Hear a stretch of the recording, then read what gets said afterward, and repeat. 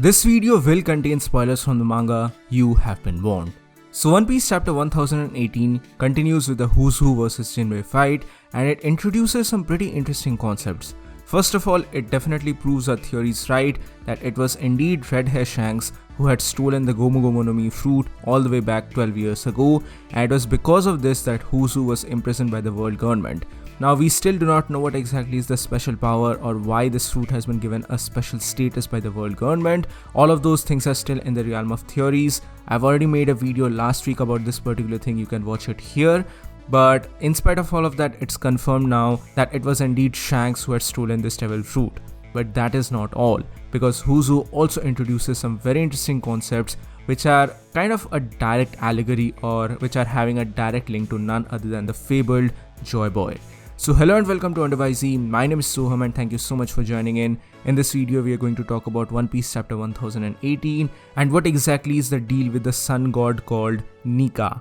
And we are going to talk about all of these things in this particular video. But before that, if you're new here, then please consider subscribing to our channel since I do weekly anime and manga related content along with a bunch of other stuff. With that being said, let's begin the video. Now there's quite a lot of allegory and history going on in this particular chapter, and it is also kind of linked to a real world as well. I'm going to talk about that in just a bit, but first of all we have to learn here that who exactly is this sun god.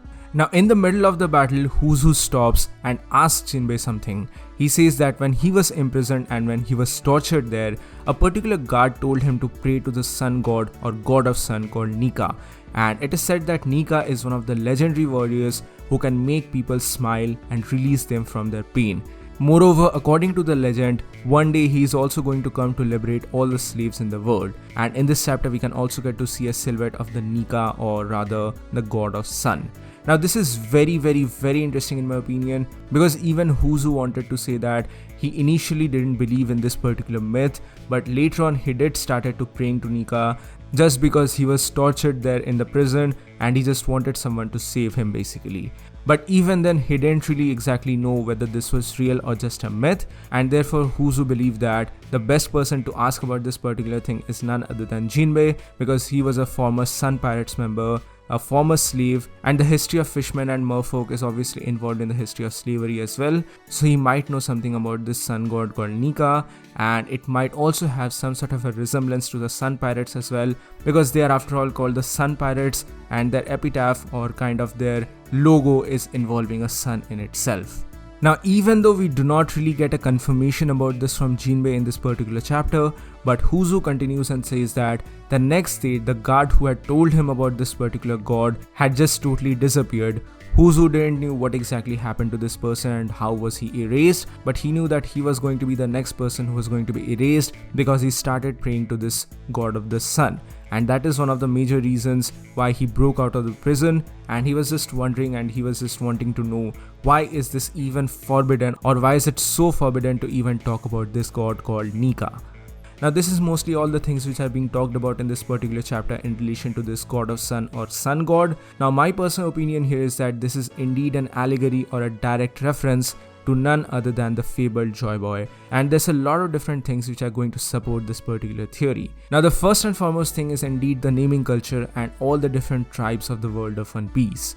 Now initially when I read the spoilers for this particular chapter, I just wondered to myself that I have probably heard the name of a sun god or a god of sun somewhere down the line, most probably before the time skip actually came. And I started searching upon it. My most probable guess at this moment was indeed Skypiea, and I did go on to find a couple of different panels not having a direct relation but some sort of a relation.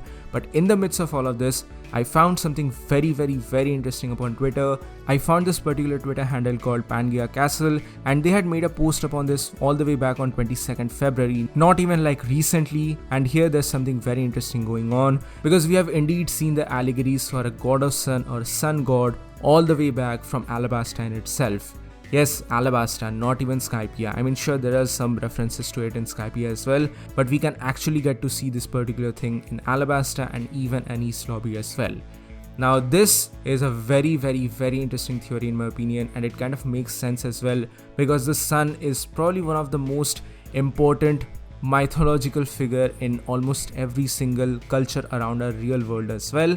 And because of this particular point, I'm going to have to come back to the real world as well, because if I give a real world allegory, I guess you will have a better understanding of this particular thing.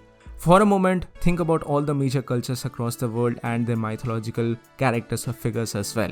One particular figure which is going to appear in almost every single culture is the god of sun or the sun god. It is going to appear in African tribes, in European tribes, in Indian tribes. It's going to appear in every single culture. From Ra to Surya, every single culture has a god almost dedicated to the sun in itself, because the sun was one of the most mythological or fearsome creatures for early human civilization. But do you understand something here? Even though the concept, even though the meaning behind this is same, every single culture had their own naming style, every single culture had their own traditional rules, every single culture basically had their own, understanding about the different things. And that can be applied to the world of One Piece as well, because here we had all these different tribes and cultures which were living harmoniously until the world government and its oppressive regime came. And to this, we can understand that the world government was basically like the European colonization powers who came to conquer all these native lands, and eventually English and other European languages became the sort of standard for all these modern countries. And because of this, most of the traditions, most of the cultures were kind of lost. The same case can be applied to the world of One Piece as well, because the world government and its oppressive regime kind of banned the usage of these figuratives or cultural traditional norms. And therefore, these words or these naming schemes were kind of lost in time. The example, or one of the major examples here, is definitely Skypiea and how they called observation haki as mantra, or even Wano and how they called armament haki as Ryo. So in my personal opinion here, I feel like the Joy Boy was a very mythological or a historically important character way back in the day, and almost every single tribe of the world of One Piece knew about the existence of such a power, and they had separate names for him. And my guess here is that the fishmen or the merfolk actually called Joy Boy as the sun god or god of sun Nika. Now there's a very important allegory for this, and Oda has kind of foreshadowed this to us as well. Remember all the way back in Fishman Island during the scene of the blood transfusion between Luffy and Jinbei. That is possibly one of the most powerful scenes, but at the same time it was having a backdrop of the sun. And therefore I do believe that the fishmen and the merfolk are indeed calling or referring to the Joy Boy as the sun god Nika, because he was possibly a person or a human from the Void Century who resided on the surface, and that is the reason why the merfolk referred to him as the sun god, because he was the person who promised them to show them the upper world, to show them the surface world, which is also going to contain the sun as well. It's a very direct allegory, but it definitely makes a lot of sense in my opinion, and that is possibly one of the major reasons why Fisher Tiger also chose to include this particular symbol as his main epitaph as well, because it is kind of directly having a link to the person who is going to free all of them, the god who is going to free all of them, which is obviously another reference to the promise that Joy Boy had with the merfolk. Unfortunately, he was not able to fulfill this promise because of certain reasons. Those reasons are most probably going to be resolved in the future of One Piece as well, but the merfolk knew that eventually someday in future someone is going to come and fulfill the promise of Joy Boy, and therefore they still revered him, and that is one of the major reasons why they still have a reference or a reverence for this sun god as well. Now at this moment in time, I don't really know who exactly this god was who told who's who about this sun god Nika. I really do not have any major theories about this. It might be some sort of a fishman other than Jinbei. You can let me know your thoughts in the comment section if you have some theories about this. I personally do not have any of them right now, but I feel like this is a very, very, very interesting theory, and hints about it have been shown throughout the entire series. Like I said, this Twitter account has pointed out about Alabasta and Enies Lobby, and I'm pretty sure that we have seen it in Skypiea as well, because this scene or the silhouette of the sun god definitely reminded me of the Shandorians, or rather the banquet of the Shandorians, dancing merrily across the fire.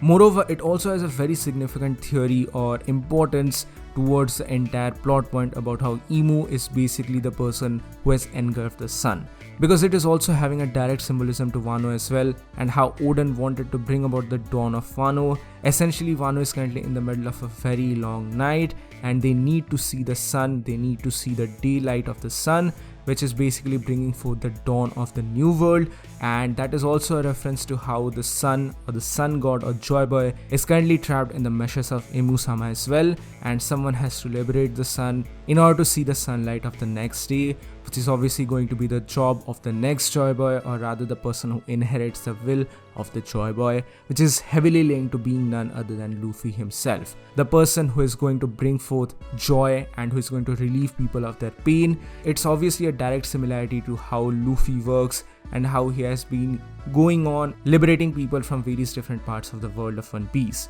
So this is a very interesting theory in my opinion. I don't think that this is a separate theory or a separate plot point that has been introduced by Oda. I definitely wholeheartedly believe that this is a direct allegory to none other than the fabled Joy Boy, and it's basically making the things more juicy. This is not a separate plot point, this is just adding things to the mix and making it a more coherent theory and basically making it more palatable for us. So this is my theory in regards to the sun god or god of sun Nika from One Piece chapter 1018. So what do you guys think about all of these things? Please do let me know your thoughts in the comment section below.